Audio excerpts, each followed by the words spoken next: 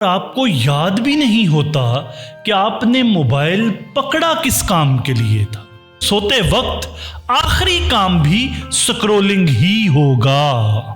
वाकई टाइम नहीं मिलता क्योंकि आपने अपना टाइम किसी और को दे दिया है। ये सब आपके ब्रेन में डोपामीन हिट्स क्रिएट करते हैं। हर वक्त आपको रेस्टलेसनेस का शिकार नजर आते हैं। अपनी मेंटल एनर्जी दूसरी जगह पर यानी टिकटॉक पर वेस्ट कर रहा था, इसलिए डिजिटल डिटॉक्स इंतहाई जरूरी हो चुका है। कांस्टेंट स्क्रॉलिंग जो है वो ब्रेन को कंफ्यूज कर देती है। हम अपने साथ कब बैठेंगे, हम खुद रिफ्लेक्ट कब करेंगे। कम से कम अपने घर में नो फोन जोन बना लीजिए। सोचो विचार करने की, रिफ्लेक्ट करने की हैबिट के साथ आप इसको रिप्लेस करते हैं।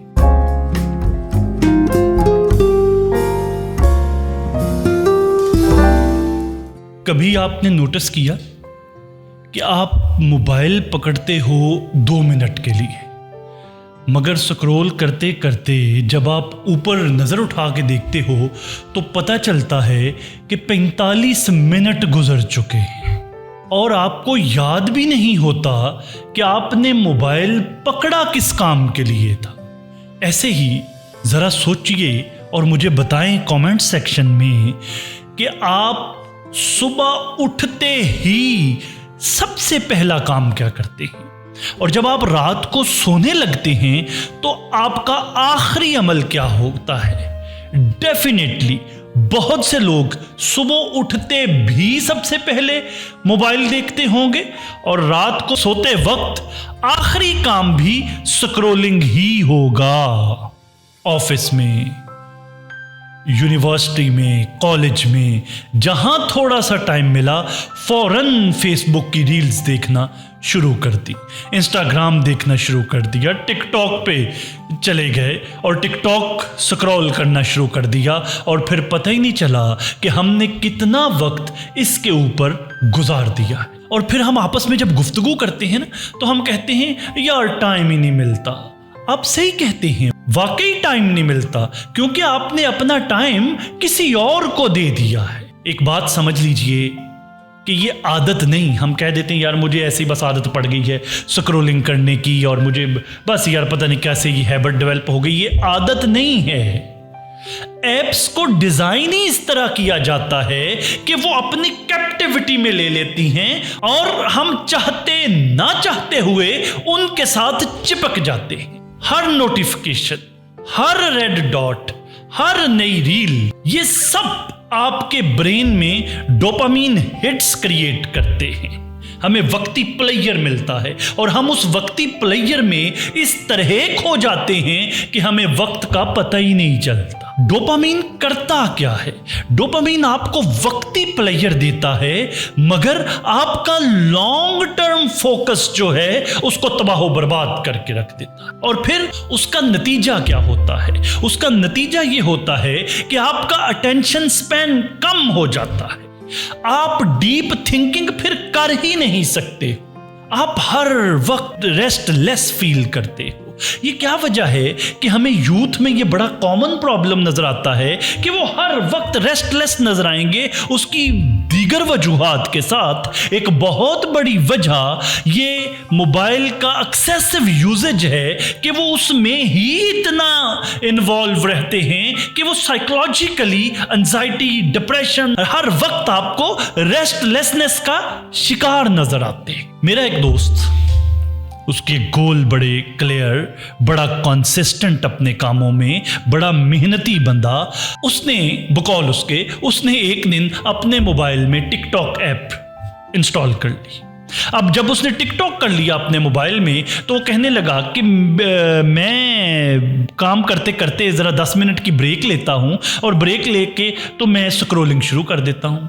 अच्छा, फिर उसके बाद वो दुरानियाँ 10 से 20 मिनट हो गया, 20 से 30 मिनट हो गया, और फिर नौबत यहाँ तक आई बकौल उसके कि 2-2 घंटे में स्क्रॉल करता चला गया और मुझे पता ही नहीं चलता कि मेरा वक्त किधर चला जाता है। तो मुझे उस दिन बड़ा अफसुर्दा होके कहने लगा कि यार मैं मेहनत भी कर रहा हूँ लेकिन अचीव कुछ नहीं हो रहा। तो फिर जब मैंने उससे पूछा कि आजकल तुम्हारी रूटीन क्या है, उसमें फिर उसने मुझे ये बीच में जब बताया तो मैंने कहा कि यही तुम्हारा मुजरम तो पकड़ा गया, यही तो तुम्हारा असल में इशू है। अब जरा मुझे बताइए कि क्या वो मेरा दोस्त जो था वो काम नहीं कर रहा था? वो काम कर रहा था लेकिन कोई प्रोडक्टिविटी नहीं हो रही थी। वो असल में अपनी मेंटल एनर्जी दूसरी जगह पर यानी टिकटॉक पर वेस्ट कर रहा था, जिसकी वजह से उसकी चीजें उस तरह फोकस्ड होके नहीं हो रही थी जैसे उससे पहले हो रही थी। आप पूरी ध्यानदारी से अपने आप से पूछें कि आपका फोन आपके लिए टूल है या आप अपने फोन के लिए टूल बन चुके हो। इसलिए डिजिटल डिटॉक्स इंतहाई जरूरी हो चुका है। क्यों जरूरी हो चुका है? क्योंकि आपका ब्रेन एक वक्त में एक ही चीज कर सकता है। अपना फोकस बेहतर करने के लिए डिजिटल डिटॉक्स इंतहाई जरूरी हो चुका है, क्योंकि कांस्टेंट स्क्रॉलिंग जो है वो ब्रेन को कंफ्यूज कर देती है। उसके नतीजे में फिर एंजाइटी, फिर उसके नतीजे में डिप्रेशन, फिर उसके नतीजे में ही एग्रेशन, फिर उसके नतीजे में ही रेस्टलेसनेस, ये सारा कुछ होता चला जाता है। डिजिटल डिटॉक्स इसलिए भी जरूरी है कि हम मेंटल पीस हासिल कर सकें। आप जब हर वक्त स्क्रॉल कर रहे होते हैं, लोगों के लेविश लाइफस्टाइल, लोगों के जनाब कोई सफ़र पे जा रहा है, और याद रखिए वो सारा फिल्टर्ड होता है, वो हकायक से इंतहाई दूर होता है, उसका हकीकी ज़िंदगी से कोई ताल्लुक नहीं होता है। वो just for the sake of that specific video वो एक्ट किया जाता है। लेकिन हम और हमारे जैसे व्यूअर्स, सादा व्यूअर्स, वो इसका फर्क नहीं कर पाते, वो इस चीज को समझ नहीं पाते, और वो समझते हैं और उनके अंदर ये इन्फीरियरिटी और ये उनके अंदर आनी शुरू हो जाती हैं ये चीजें कि यार ये इस बंदे ने, यानी जिसकी मैं वीडियो देख रहा हूं, उसने तो जिंदगी में इतना कुछ अचीव कर लिया, मेरे पास तो है ही कुछ नहीं यार। ये इतनी लेविश कार में घूम रहा है, मेरे पास तो वही पुरानी सी एक गाड़ी है। तो जब आप कंपैरिजन शुरू कर देते हैं, मैं क्यों बार बार कह रहा हूं कि डिजिटल डिटॉक्स इसलिए जरूरी है कि दिमागी सुकून वापस आ सके। वो कंपैरिजन जो हम अनकॉन्शियसली करना शुरू कर देते हैं, हम उस कंपैरिजन को बंद करें, क्योंकि वो जब हम बार बार देखते हैं तो वो दिमाग एक अंदर एक एंजाइटी और एक कंपैरिजन की सूरत में एक डिप्रेशन जन्म लेता है।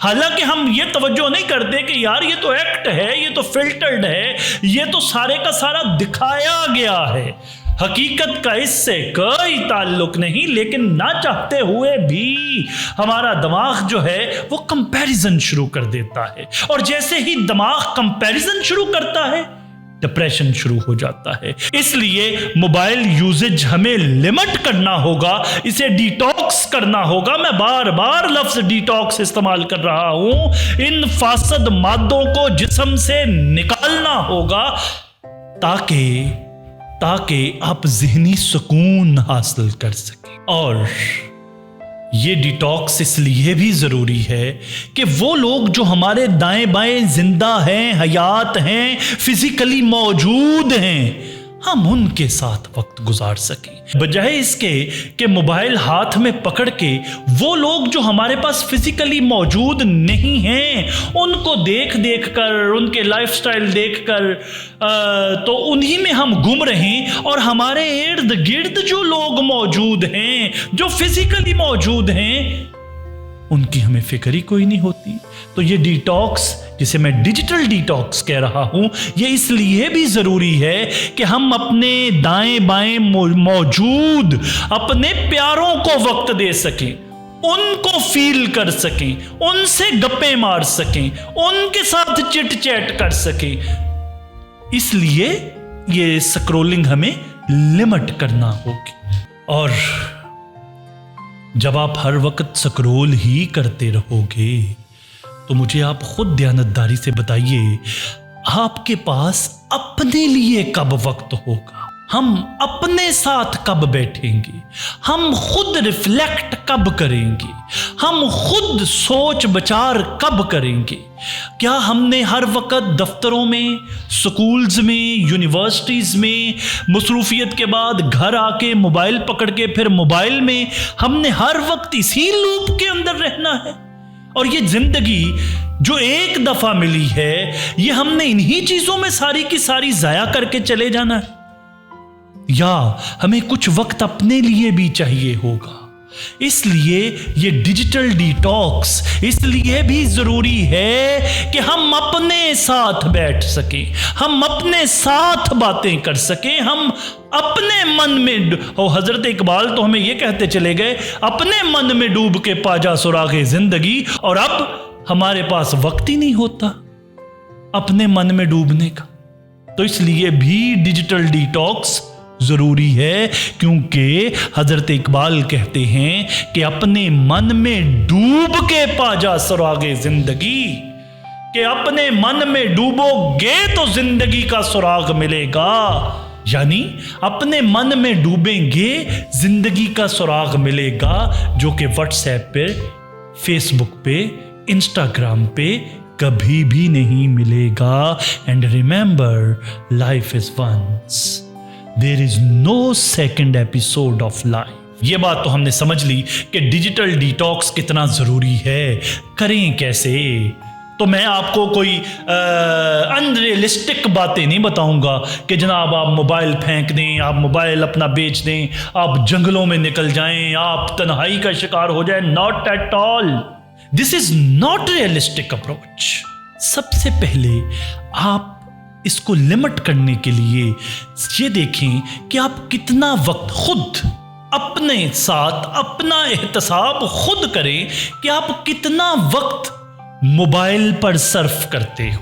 आप खुद इस बात को का एनालिसिस करो कि आप कितना वक्त मोबाइल पर सर्फ करते हो। आपको खुद ही समझ आ जाएगी, क्योंकि जब तक प्रॉब्लम का वॉल्यूम हमें अंदाजा नहीं होगा, हम सॉल्यूशन की तरफ नहीं जा सकते।